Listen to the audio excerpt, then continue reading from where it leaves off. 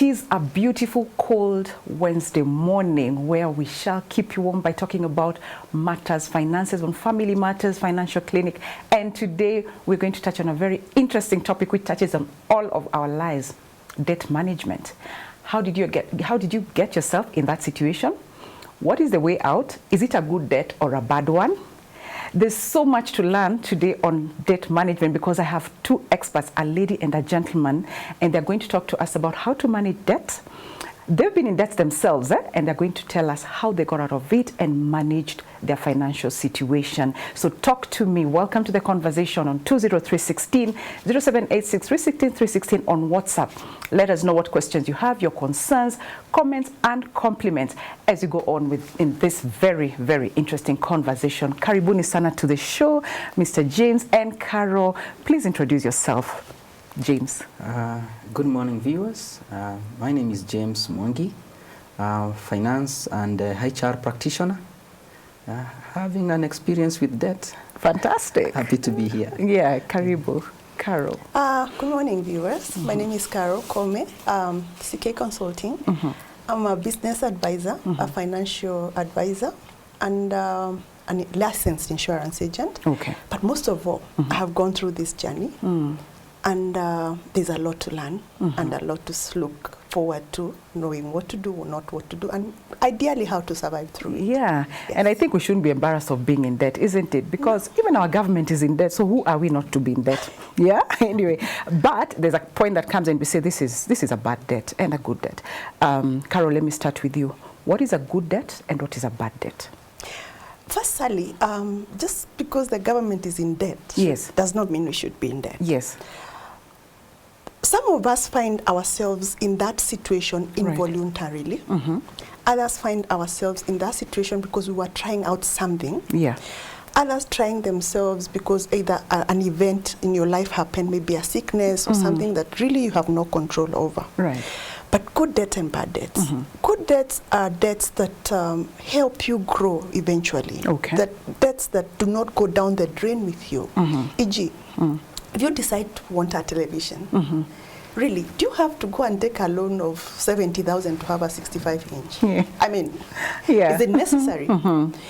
That money, maybe if you took it and you paid your education for a master's, yeah, it would add value to you eventually. Okay. Most probably, that paper will give you a promotion. That, if you ask me, that's a good debt. Yeah. But buying a television on loan is not a good debt, because first it's not a basic need. It's not like you die just because you don't have the 65-inch. Yeah. So bad debts and good debts are highly determined by sometimes our appetite, our situation, and our discipline. Yes. Yes. Okay, interesting. Our appetite and discipline also comes into this, debt management issue. James, so what are some of the, debts that you think or know that Kenyans struggle with a lot? Currently, and looking at the situation, people are ailing, not just struggling, ailing from the debt, or what I call the burden of debt. Okay. And the kind of debts people have, we have what we call personal loans. Okay. We have what we call mortgages. One very unspoken about debt is credit card. It's free money you can use as and when you want. And now the killer whale is what we call mobile loans. Yeah. And so the list is endless. However, these loans are usually nowadays more available than before. And especially for the loans that you do not require a lot of conditions. You simply click somewhere and the loan comes to you. You even can't have tea on loan. All you need to do is Fuliza, and you have your tea in a hotel. Yeah. So people are ailing from loans, and looking at the list, it can go as far as your discipline and as your appetite stretches. Yeah. Just what Carol has talked about. What Carol has Carol, when you started, you mentioned about you've also been in, that situation. What led you into that situation? I have been an entrepreneur for a very long time. Okay. And our first property that we acquired with my husband was actually on a cash basis. Okay. As in, you have worked hard, you have bought, and it has no issue. Right. then in the process, we are running a business. And you are like, we have some title sitting in the house. Why can't we charge it so that we can get facilities that takes forward our business? Okay. Mistake number one. Yeah, because you have literally sacrificed your nest for something that you do not know if it will stand the test of time. Yes. Businesses are volatile. So anyway, things work okay and everything, and fate has it, the business actually goes down. Now, you have a facility, you have no source of income, Okay. but anyway, you have papers. So you go and look for a job. Yeah. And I became a banker somehow. And thank God now I can take this facility and convert it to the good rates that our bank is offering, because now you are a banker. Yeah. And I think 3 or 4 years, no, actually 2 years down, my baby gets a botched surgery in the process. And we again take a huge facility against that so that we can do treatment. Right. Because now the cover cannot even handle. And when you come back, because now you have to take sides, whether you're taking care of your child or you're a career woman, you take your child and you go back to being jobless. Okay. And a loan that is at customer rate, not even the staff rate you were thinking which was about. Whatever, much lower than. I'm telling you, Sally, Yeah. you know, you never know how things can spin. Right. And from there now you're jobless, you have no business, you have a sick child. Now, any loan is a good loan for you because you have to sustain the medication, you have to sustain as in, life must go on. Yeah. And at that particular time, honestly, you normally don't think about the repercussions later. Okay. Neither does the interest make a sense to you. I have 10,000 for the meds, I don't care, you're charging 5,000, I'll take it. So you're slowly getting into debt. You're sinking slowly because first you're desperate, you're not thinking right, and you're doing things because you think you must. You must do them. Right? You end up now with auctioneers on your case. I remember at some point, I was going crazy because every call, I promise you, that used to come through was somebody asking for something. So here your mental health is also jeopardized. Totally jeopardized. You get mental health issues, you get hypertension, you get depression, you get ulcers. As in, when they say when you have a debt, it's cancer, I promise you it is. And I remember going to hospital and one doctor told me, we can't find anything physically wrong with you. So this has to do with what is happening in your life. Yeah. So there are two options. No one can treat you. You take a decision today to heal and move on, or you die. I like that because, you know, most of the time people think, you know, you get into a debt because, oh, you want this lifestyle and all, but here yours is different. I mean, and for most people actually, it's just that people, we misjudge each other a lot, or we overjudge people. And I don't know, James, about you. Have you been in the same situation as well, being a banker, and both of you are financially literate, but you've also been in debts? Yeah, you know, it's interesting to listen to Carol because debts are not always taken for what people say, leisure and pleasure. Yes. You take a debt because you have good intentions. You want to progress in life. You want to have a flourishing life. Yes. And here are preferential rates. So why not take it when you have the opportunity? Right.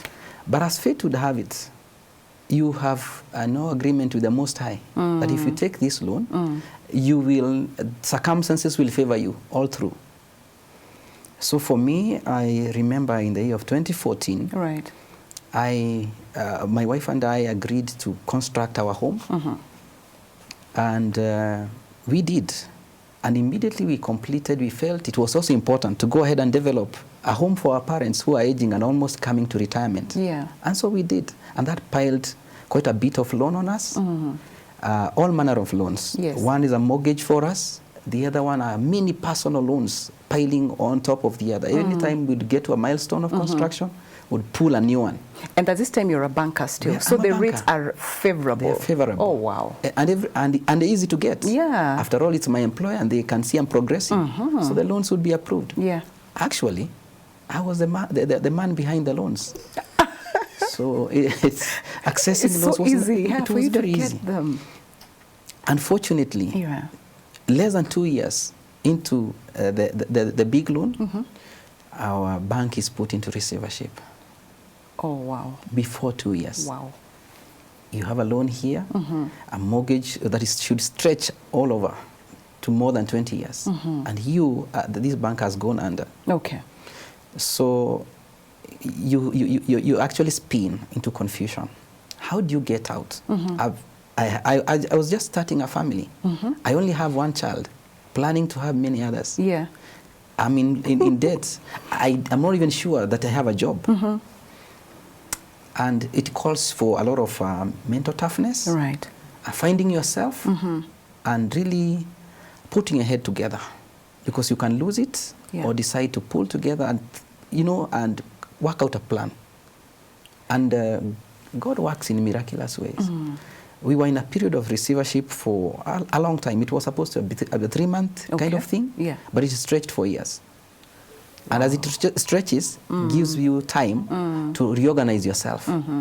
And so, let me say the long and short, by the close of the year 2021, I'm debt-free. But it came with a lot of sacrifice, with a lot of discipline. Yes. I reduced my appetite for many things. Whenever somebody else is buying a new car, So the lifestyle changes completely? you take a baseline. And you fast track payment, because as Carol called it, it's a nest for your family. Yeah. The trauma that comes with changing houses for family and because of being thrown out for young kids, I would never wish that for anyone. So there's quite a bit that happens. When you take a loan, you have no idea how circumstances may spin for you. Yeah. Okay.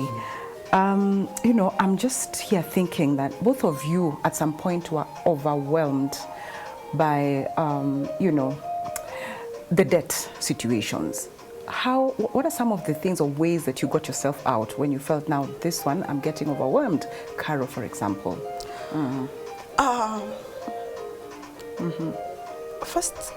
The first thing is you try to get your head to level, because you must remove yourself out of that, not basically physically, but mentally, for you to look at that situation and see what is the best ways that you can deal with. Point number one, I had to wake up and stop wallowing in my self-pity and start looking for something that will start producing money that can at least start a plan to repay.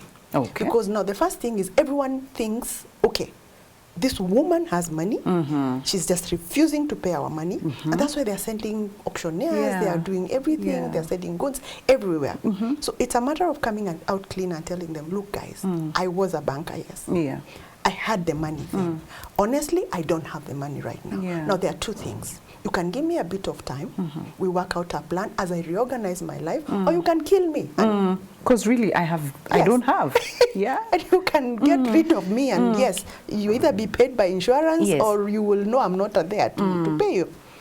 So I got into conversations with most of these people, number one. Some went to court, still others went to different places, arbitration on all this.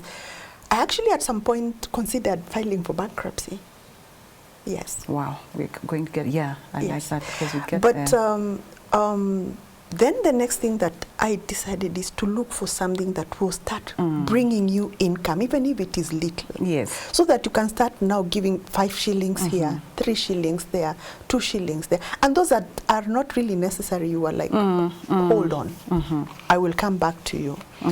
And it's still a work in progress. I think now it's been around 5 years, but from a huge portfolio of over 10, I can see there has been good progress. Fantastic. Very good progress. Fantastic. So I would tell anyone in this situation, don't give up, number one. Don't resign to your situation. Then number 2, let it not kill you. Because the more you think about it without doing anything, the more your body resigns to it.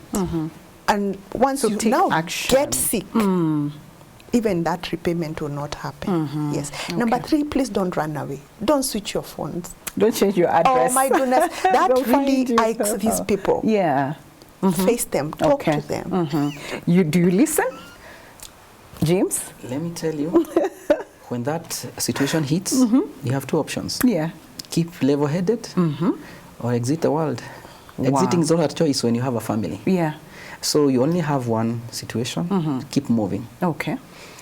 For me, luckily, there was no closure, and so there was continuity. Okay. However, it is still called for me to really change my plan. Okay.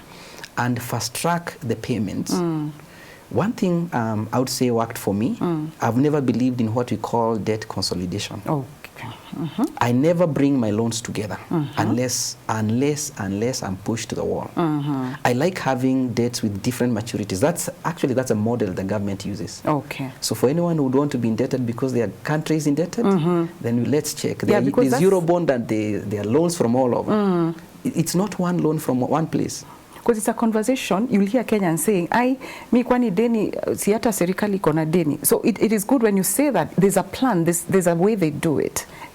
There's a plan. The government never gets all their loan from one I would say one lender. We also don't get one loan or we try to work with loans from different sources, different maturities, different terms. Okay. So that whenever things get thick, we can bring together a few and put them into one that gives us a lower rate. Okay. And that gives you reprieve.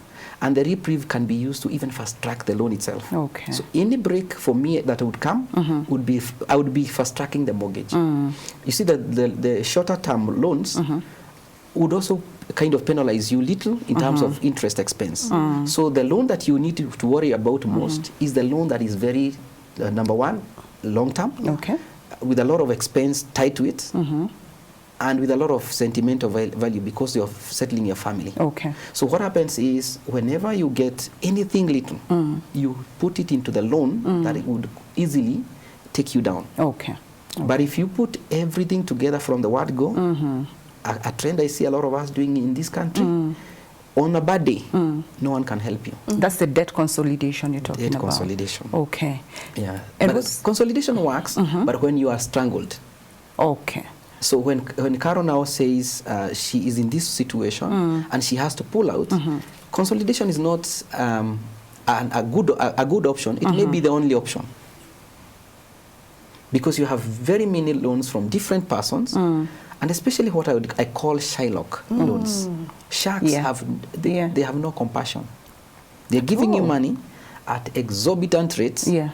And when you're in need, you don't care about interest rate, as Caro put it. So what happens is they begin to introduce what you call pecuniary embarrassment. They call up their loans you can't pay. And these loans grow so fast within the year, not outside 1 year. In the span of a month to the next, if somebody is asking you for 20% per month, there's no investment in this country that can give you that. Yeah. And so you see you're irrational at the point of asking for it because you had a need.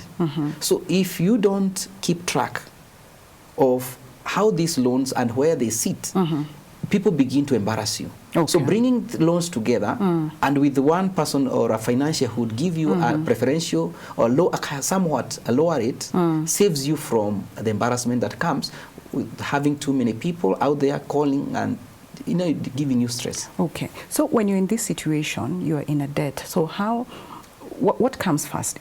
Do you save first to pay the debt, or do you pay the debt first, then you start saving? What comes first? Sally, when you are in debt, savings usually is not an option, but it is supposed to be a priority. Okay. Okay? But at that particular, you as the person in that particular situation doesn't see that. But I normally tell people, life must go on. Yeah. Okay? So you cannot also make 10,000 and pay everything out because tomorrow still needs you, and you will still go back to that situation if you don't arrest it today. A vicious cycle. You know? Yeah. So you must take a decision that a portion of this 10,000 is what they will take or take. Yeah. The rest of my life must continue somehow. I must save for my future. Right. I must put up my emergency funds. I must do my pension, because if I don't do that, the next phase will be even worse than how you are right now. Yeah. You understand? Yeah. So it is a matter of taking firm decisions and making a resolution with yourself that, yes, I earn 10,000. I owe 1 million. Okay. But out of these 10,000, only 3,000 will figure out how to sort this. Because rent will go on, right? Yeah. Food will go on. Your children are not waiting because you're in debt. No, they are not. The classes, you must pay school fees. Yeah. So you have to apportion this money and still take care of all the pillars that for you to get financial freedom must be catered for, whether you're in debt or not. So this involves a lot of planning, because you plan to save and also plan on how you're going to pay your debt. Yes. I love that. And we're going to take a very, very short break as we come back to that point, if you have much more to say about it. But we'll take a short break and we'll be right back. And remember to talk to us on 20316, WhatsApp 0786316316. And I'm already seeing some questions for my guests here. So let's go for the break and we'll be right back to answer your questions. And welcome back to Financial Clinic, where we keep staying ahead when it comes to money matters. And this morning I'm in studio with Carol and James, who are experts when it comes to matters finances, but they've also been in debt since we're discussing debt, and they're helping us get to understand even how to just manage this situation. Don't panic, discipline, guys. And that's where we are going to pick up our conversation from. But before then, I have 3 questions for my lady and gentlemen. This is Good Morning Sally and the guest. I have a question. With the introduction of quick access mobile loan, can we really avoid debt? And then number 2, what are the best way to come out of debt? I think we had mentioned some of the ways, had we? And then, are there regulations that should govern introduction of sweet loans? For example, you make a call with no money and you'll pay plus interest. James, maybe you can take us through quick access mobile money. Is there a way we can avoid debt with that kind of access to money? With debt, we would say this. There's no regulation for discipline. Yes.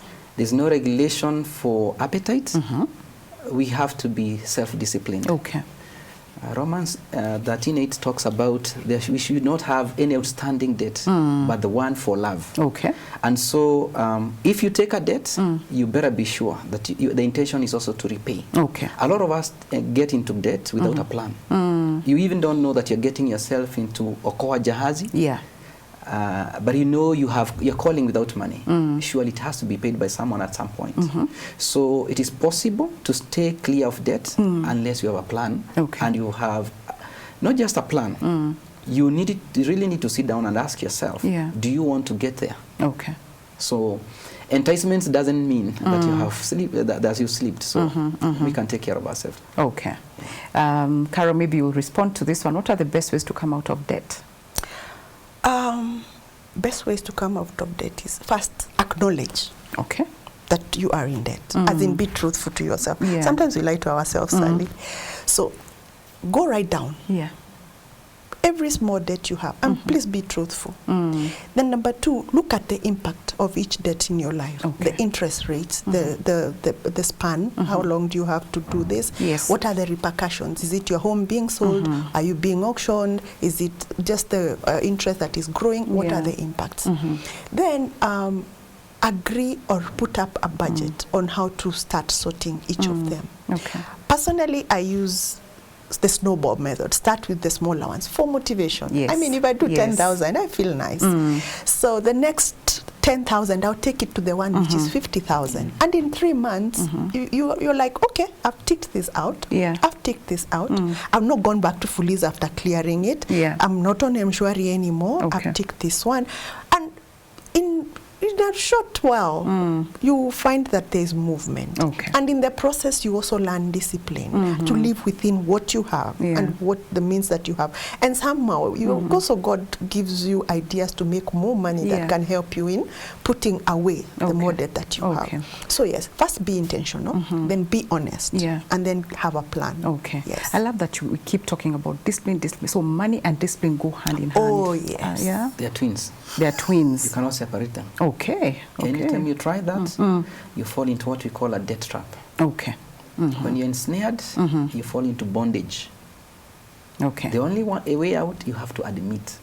That's what Caro is calling. Yeah, be truthful. Be truthful. Yeah. And one other thing that we need to be really careful about, this is what you call reporting. Okay. Debt in Kenya is reported. There's what you call listing. Yes. By the CRBs. Yes. And in Kenya, it's supposed to be both positive and negative. So that if you take a loan from anybody, that loan is reported at the end of the month. Okay. And so what happens when you fall into default because you're overwhelmed, then that debt you begin to create what you call a default history. A default history gets you to a point where you are beginning to lose scores as far as being in somebody of a good standing is concerned. So what Caro is saying, when you are in debt, you begin with a little. Just pay off the 200 shillings of police that has put you on CRB. There's no bowling now. You know what? A lot of Kenyans don't check their reports. But unfortunately, the people we take these loans from use that as a way of pushing you to pay. Okay.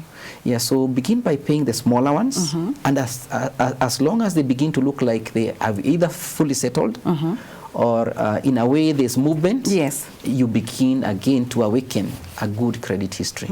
Okay, let's talk about this debt payment, debt settlement, and debt management. Is there a difference, in these three, James? Yes, actually there are more terms. Okay. Debt management is a whole art and science of being in control of anything that you get, that it comes from someone else. Debt settlement, this is where you may not, if you are in distress and you're struggling, and you admit that you're in trouble, you approach your creditors and tell them, look, I don't have the 1,000,000 shillings I took from you. Yeah. Because there's so much of interest you're charging me. But if you allow me, I can pay you 600 cash. If I pay you 600 cash, please extinguish my loan. Let's close that account. Consider that full and final settlement. That's possible. That's what you call debt settlement. Settlement, yeah. The other one you had said is? Debt payment. Payment is the usual way of what you call amortizing a debt in good time. But situations also come when you have to liquidate debt. This is where, say you have an organization. It can no longer pay its debt as required.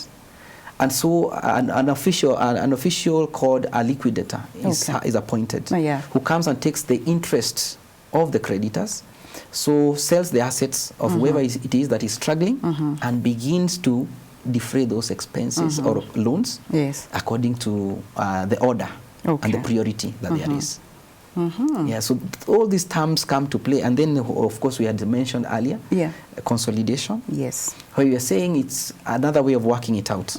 I have loans with, say, 20 Shylocks, 30 mobile loan apps, very many microfinance and micro bank loans, mainstream bank loans. So I look for a financier with whom I work, and I agree. I already have a mortgage with you. Would you allow me, using what we call the window I've created because of the repayment I have, would you allow me to go back and kind of onboard all these loans into that one, so that I pay it as one loan?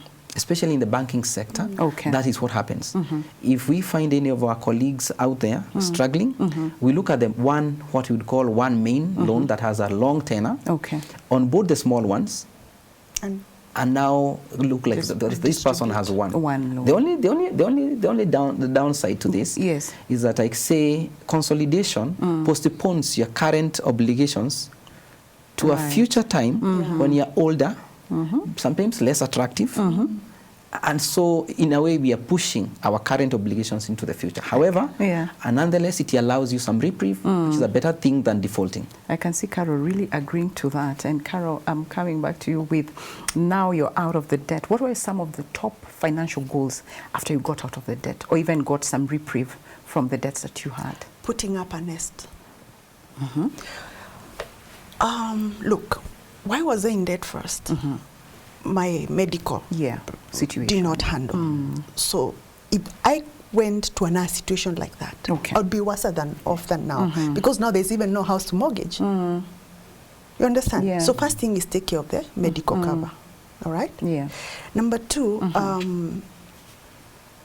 start planning for your future. Have long-term goals, short-term goals, mid-term goals. Have what we call the emergency funds.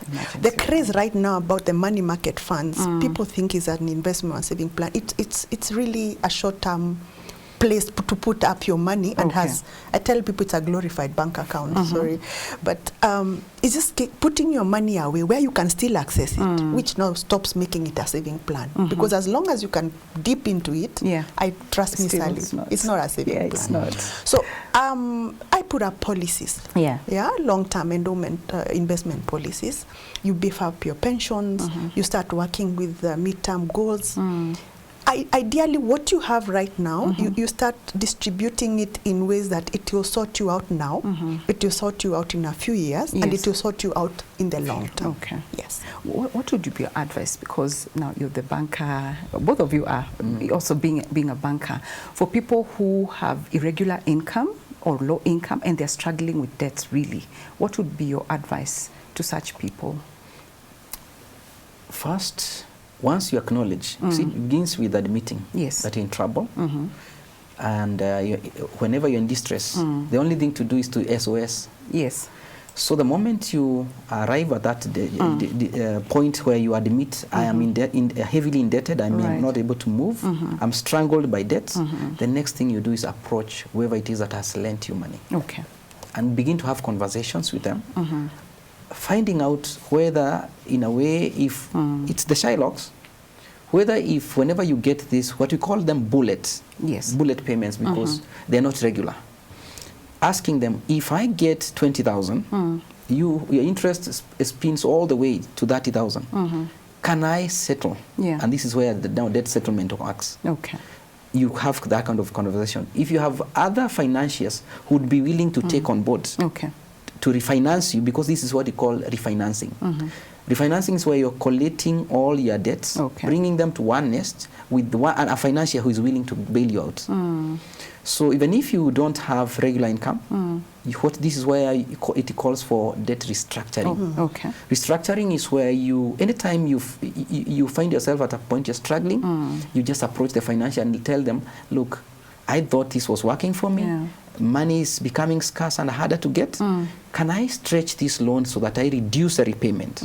Sometimes it even calls for asking for, say, I'll pay in 6 months, but for 6 installments. So that the areas that may seem to be accumulating out of missing out on some installments will all be catered for in a certain time. Good thing is with the financiers, they have what we call bucketing in monitoring. So that they say any debt that is looking like it's active within this period will still be considered a good debt. Debt is graded. There's grade 1 all the way to the highest grade that you can actually talk about. And whatever we call very low grade is actually outsourced to now auctioneers. So you want to remain in the good grades, kind of grade 1, where you still considered an easy customer who is willingly paying. So at all times, because we are talking about credit here, and the level of creditworthiness is important, we want always to remain as a top-notch grade. So anytime there's anything that has happened, let us always feel free to approach the financier, have a conversation, restructure if that is what it calls for, but do not get to a point of defaulting when it is avoidable. Fantastic. Thank you. I'm seeing a comment here, and someone is saying, good morning, Sally and the guests. Very informative and timely discussion. Thank you. Say thank you to you guys. I think guys are really, really benefiting from this. And also, there's someone on radio, Lucy Team 316 says, Lucy, Sally is so composed and beautiful. Thank you. So, yeah, so we keep moving with, there's this issue of inflation, Carol. There's inflation and the cost of living. how do you ensure you still remain on top of your game when it comes to you repaying your loan or your debt in good time? Because, you know, inflation in that they're rising, the cost of living is also there, shooting. How do you manage that? Well, when you get to a point of discussing debts, yes. The first thing usually should be stop the interest, right? Because the interest is what ideally would keep you chasing after that figure. So say I have 100,000 and it's no longer accruing 12% every month, every whatever. When I do my planning, I know for sure for the next 1 year or so, I need to just work with 10,000. Okay. All right. So whether there's inflation or not, at least you've locked that aspect to 10,000 of that particular repayment. Okay. So inflation or not, in your budgeting, you've already known I don't have 10K. Okay. So now you sort yourself out with the rest that you have going forward with other issues that you are working. So I would advise when you're in debt, the first thing is usually interest is the key thing. If you arrest your interest, chances are you are going to be able to manage it a little bit, because you cannot work with something you're chasing. Especially mortgages. Mortgages can be crazy because you miss one payment, 2 payments, 3 payments. You find that the interest plus the principal goes like 5 times in a very short time. So you might have taken a loan maybe of 5 million, and in 3 years it's like 6 million or 7. That already is a discouragement. So for the loans that you are able to handle interest and discuss the interest with your lender, please, that is the first place. Stop the interest, have a capped amount that you can pay, and work towards that. And for your information, Sally, there is actually a law in it's called the Duplam law, which many people don't know, or they don't know how to take advantage of. No loan should be repaid more than twice. Right? As in interest. Duplam law. Yes. So ideally, for me, I had to sought legal advice at some point because I was going crazy. Somebody would come and take 100,000, they're asking for 500. Like, seriously? Yeah. I 5 times more. And they take advantage of that because there's nothing you can do. And I'm happy that the legal system, if you use it well, can actually give you quite a bit of refill. It's actually the better evil than everyone chasing you around. All right. Wow. You know, it's amazing how our listeners and viewers are really, they're looped in this conversation, because there's one person, this is on radio, and they're saying, I was a student at KMTC, but unfortunately I deferred my course after life became miserable in campus. Later on, I realized that help, I think it meant help, had disbursed money to the campus in my account. I followed up with the accounts office and they told me they had not received any from help on my account. Now the stress I have that I receive message every time, help, that I need to clear 40K, which I did not even use because the accounts office refused that no money had been disbursed, and for that reason I did not even have an opportunity to go back to school. Please advise me because I'm in much stress. James. Yes, help is a loan, just like any other. And one funny thing is that this debt is given very early. When someone is very young, they may not be aware and even literate enough to handle debt. But since it's a loan, it's still repairable. And one of the terms of help, it matures on your last year in school. And so what the listener needs to do is to go to help. Let them demonstrate that they disbursed that loan. Because you see, anytime you say, I owe you, then you can demonstrate where you disbursed it. And let the organization that is purported to have received also demonstrate they received it. So if help disbursed what was not received, that's contentious. So the first thing is let the listener go to help. That's the financial, that's the person following them. If it was disbursed, the help will be able to tell which account and who's the owner of the account. And so the financial institution may not, or the school may not say that they did not receive money that was sent to them. I think that answers Francis Wafula's question very well. And then there's also, he's talked about literacy, financial literacy. Is it important in managing debts? Very, very important. But also we have a crop of ignorance. it's not that the information is not there. Yeah. It's just because we don't seek the information. That's number one. Number two, the mainstream flashes, all these loans. Have you ever seen anyone advertising savings? No. And Sally, I promise you, if I come to you as a financial advisor to sell you an endowment plan, he comes with loan forms, he will sign his forms. True? True. That is our culture also. That is something that has been, I don't know whether it's how our generation was brought up or what happened to us, but we want instant gratification, all right? So what gives me that, I really don't care the repercussions later, I will take it. You need to stop. And financial literacy is available, but people don't listen. And even when they listen, they don't take the action. Okay. I kill myself doing presentations, and I tell somebody, look, whether you like it or not, 10 years is gonna come. Definitely. Unless you're planning to kill yourself along the way. And whether you like it or not, you will need more money than you need now. So if you don't put contingency measures right now as we speak, where you're going will be worse than where you're from. I started working when I was very young. Okay. I was around 20. And I remember I used to earn money in an envelope. You would be paid a paycheck in an envelope. And me and my crew, the girls, because I've been in sales for a while, the first thing we would do is look for a place to blow the cash. All right? So, and you'd only remain 3,000 for your rent and 2,000 for fare. Then YOLO, tutajipanga mbele. You understand? But now when I am in my 40s, I'm thinking, my goodness, I should have done better with what I had then. Because now I would have gained a lot of, the compounding interest is a very interesting. 3,000 then would have made me a millionaire. So that's your advice to the Gen Zs, the young people right now. Stop YOLO. Life looks like it's ending today, but trust YOLOing me, is there. It is still there. 50 will meet you YOLOing. Yes. You know? Yes. And just to add something, Sally, we are living in the information age. So there's influx of information, but we don't know how to censor what is necessary to use. Okay. And I see loans have been brought to our phones. So we think whatever is available should be used. Before anyone engages in any loan, we need to understand what a loan is. We need to have the intention to repay. Because these are the things that affect how we fare as far as creditworthiness is concerned. There's something called 5 C's.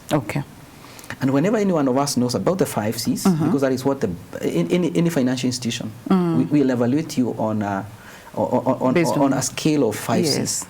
5 C's is where we evaluate your capacity, and your capacity is your affordability. Can you afford? Number 2, your character. Now, CRBs get you out even of employment because they discuss your character. When you take a loan, what's your intention? If you have no intention to repay, you already injure and impair your character. And that's why, how come, like the listener who mentioned about help, if he or she doesn't address help, help already has listed her negatively on the CRBs, that this person has a default history of a loan that is not performing. And unfairly so, from what he has told us here. So it is important for the listener to pursue so that you clear your name. That's a character issue. Number 3, we talk about the conditions. A lot of times we don't check the conditions that come with the loan. We are happy to have the money without understanding what it is calling. Kesi badai. Tutakula. So number 4, we look at the collateral. What do you have to present if you're looking for a loan? Do you have that asset that you can actually give as security for how much? So these 5 C's control, in a way, give a picture of who you are. So most of us, and in the generations that I'm looking at nowadays, don't so care about affordability. So you've taken a Fuliza. So how do you intend to repay if you're not earning? So you change your SIM card and begin to use another one. Unfortunately, it was registered under your ID. And that flags you as a person of low reputation because you are a thief. Yeah, or even a fraud, because there are people who can even take, maybe your parents are elderly, they're living back in the village, and you take your moms, whatever, you know. So fraudsters, we can call them that. Yeah, because it's isn't it? Yeah. So what you do, you dent the image of your elderly parent unknowingly to them. Okay. Yeah. So when we begin to in a way seek such information, we'll be careful and will not be enticed by anything that flashes on our phones. Yeah. Okay. Carol, you had touched on very briefly, because we're getting to wrap the show up. You spoke about bankruptcy briefly. How is bankruptcy like in Kenya? It can hurt and it can save. Depends on which scale you're at. Okay. There's a lot to think about, because once you declare, the beauty about bankruptcy is you're given actually about 3 years to go and reclaim your status. Okay. But it can give you temporary relief. It's actually a postponement of your problem. It's not like just because you're bankrupt at hautawailipa. No, you'll still pay your debt. Yeah, you just file for it for reprieve. It's reprieve. Okay. It's reprieve. But also in that reprieve, you know, once you are declared bankrupt, you are a child in the eyes of the law. So somebody must manage you in all ways. Okay. You cannot hold. They allow you to hold a job, but there are several things that deter you from. It just basically taints you just the way CRB would do. Okay. But if things are thick, it's something that you can consider when things are very thick. BRS is actually there is an organization that can guide you through it. Okay. But it's also a very expensive activity. Okay. So sometimes you wonder, do I pay to be declared, or do I negotiate and pay these guys? So those are some of the things that you should weigh and look at. Awesome. Yes. James, your closing remarks as we end the show. So I would say debt is a good thing. Yes. Because it helps afford that which I would otherwise never afforded. It allows me to live in a house I would never afford. Yes. It allows me to acquire that which I would have to save for so long with the price increments and appreciation I would never afford. But it also calls for vigilance, diligence, discipline. Okay. So that even as I onboard this debt to my life, I know that it can also lead me to bondage. So I need to have triggers ready, antennas high, so that whenever I'm falling to distress, I'm able to call out for help. Fantastic, fantastic. Carol, 30 seconds. Okay. If you're in debt, seek help. Seek help from somebody who knows what they are doing. Okay. Sometimes you just need somebody else's perspective to help you out. Then stop the bleeding. Stop taking more. Stop digging yourself down. Stop digging deeper. Yes. Okay. Please work with what you have. It shall be well. Oh.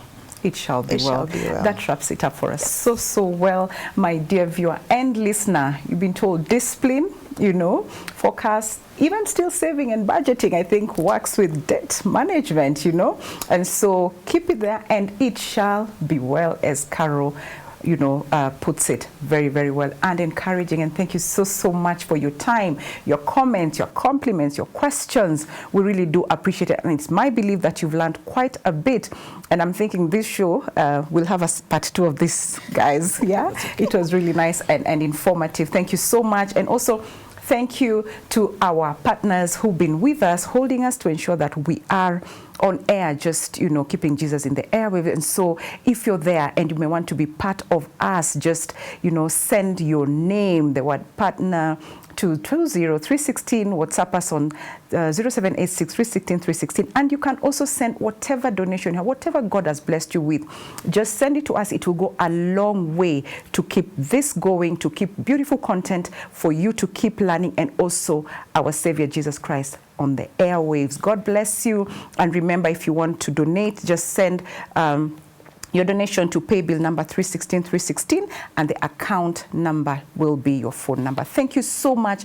God bless you, and keep it here tomorrow, because we'll be, you know, in our, do I call it a Valentine's era for tomorrow, because it's Relationship Clinic. We shall be talking about love languages. What is your love language? Get to know about that tomorrow. May God bless you. Have a fantastic Worship Wednesday. God bless you.